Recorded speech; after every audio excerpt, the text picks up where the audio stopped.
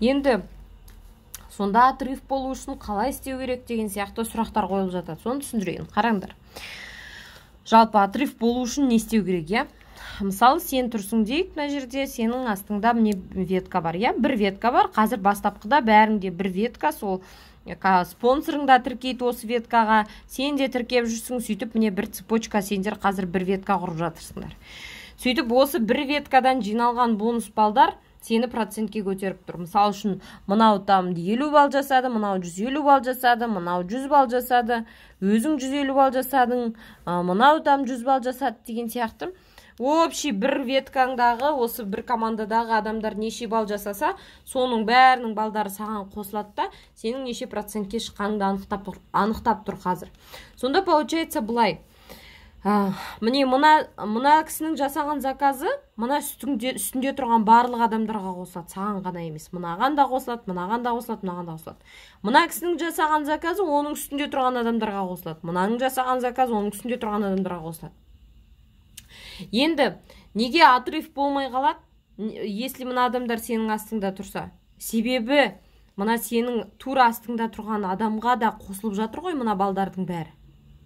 Мына балдардың бәрі тек қана саған емес, мына адамға да қосылып жатыр ғой.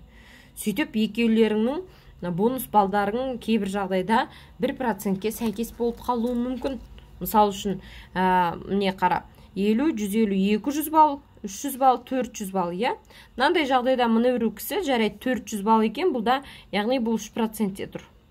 Ал сен 550 балл сенде шығады, 400-ге 150-ді қоссаң, сөйтіп сен 6%-тесің. Жарайды, мұндай жағдайда сенде отрыв бар. Ал егер де мына адам 100 емес, 150 балл жасаса ше, онда бұл кісіде 450 болар еді. Қараңдаршы міне, 50, 150, 200 балл, 300 балл, өзінің 450 бар, сөйтіп бұл кісі 450 балл жинады, сөйтіп бұл да 6%-те. Сен 450-ге 150-ді қос, 600 балл жиналды сенің командаңда общий. Сенде 6%-тесің, бұл да 6%-те. Сенде отрыв жоқ. Яғни сен мына адамдарды лично өзің шақырсаң да, сен бұлардан ешқандай бір тиында пайда көрмейсің деген сөз. Потому что бұл да 6%-те, сен де 6%-те. Ал енді отрыв болу үшін не істеу керек? Отрыв болу үшін саған тезірек командаға адамдарды шақыруды меңгеру керек те. Мына веткаға адамдарды шақырдың, бұл веткадағы адамдарыңа үйреттің, олар өсіп жатыр. Енді ақырындап екінші ветканы бастайсың. Енді екінші ветканың бірінші адамы тура өзің астыңа тіркеледі, одан кейін цепочка мына жердегі сияқты бұл да кете береді, бірінің астына бірі. Бірақ мына ветканы ұмытып кетуге болмайды. Бұған да тіркеп, мынаған да тіркеп отыру керек. Әйтпесе сен қой мен кеттім, отрыв жасаймын деп екінші веткаңа кетіп қалған кезде мына веткаңдағы адамдар көмексіз қалғаннан кейін олар кетіп қалса қайтесің. Бұлар әлі новичоктар, мысалы үшін, олар әлі рекрутингті сен сияқты меңгермеген болуы мүмкін. Сондықтан да көмектесу керек, иә? Енді екінші веткаңды бастадың деген сразу отрыв жасадың деген сөз емес. Отрыв жасалынады егер де саған неше процентке шығу, мысалы үшін, саған процентке шығу үшін астыңдағы барлық адамдардың жасаған бонус балдары қосылады дедік, иә? Мысалы, мыналар 150-ден 100-ден заказ жасап жатыр, мына жақтағы адамдар жасап жатыр. Мысалы үшін, біреу 25, біреу 50 балл, біреу 150 балл, біреу 200 балл жасады деген сияқты, иә? Мысалы, сен неше процентке шыққаныңды мына общий астыңдағы бірінші веткаңдағы, екінші веткаңдағы барлық адамдардың жасаған бонус балдары саған қосылады да, сенің неше процентке шыққаның анықталады.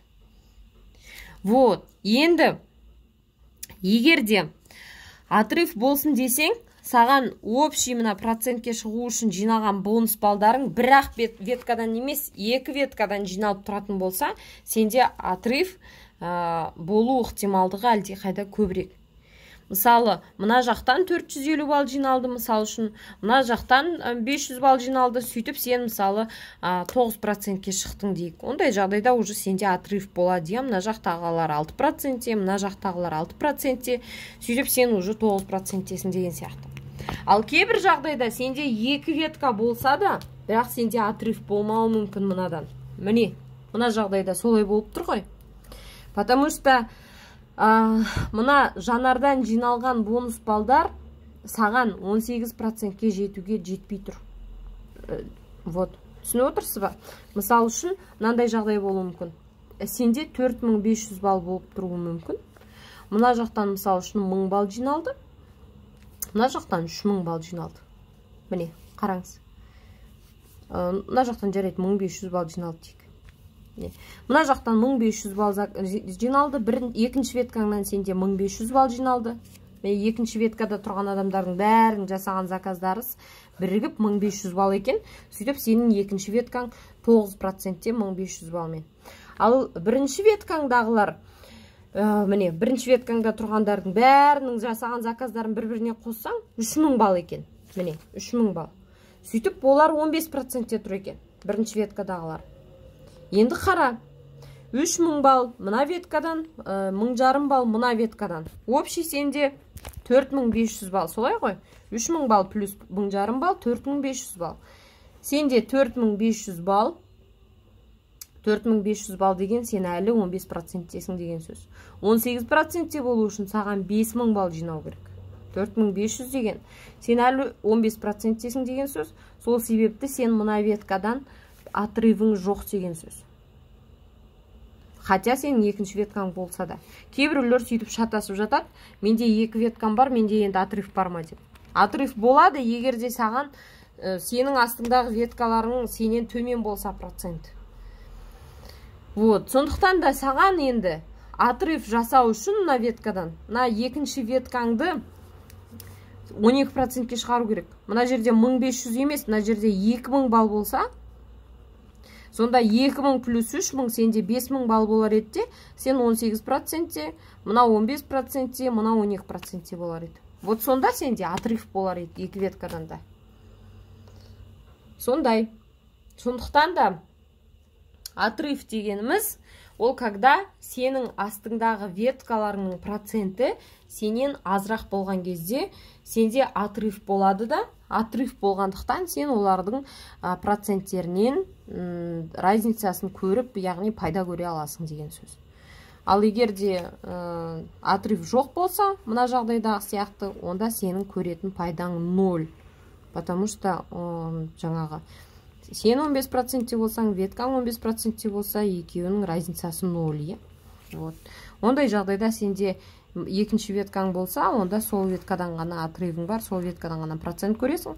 Ал егер екінші веткаң әлі жоқ болса, мына веткадан отрыв жоқ болса, онда тек қана өзіңнің лично жасаған заказыңнан ғана пайда көресің. Пока что командаңды дамытып, тәжірибе жинап, ол жерден белсенділерді тауып, сонымен айналыса бересің. Ол түкте қорқынышты емес, біраз уақыттан кейін екінші веткаңды ашып, отрыв жасап аласың. Отрыв жоқ, енді бітті, пайда жоқ екен деп, бірден екінші ветканы ашып кетудің қажеті жоқ. Біраз тәжірибе жинағаннан кейін ашқанда кеш болмайды.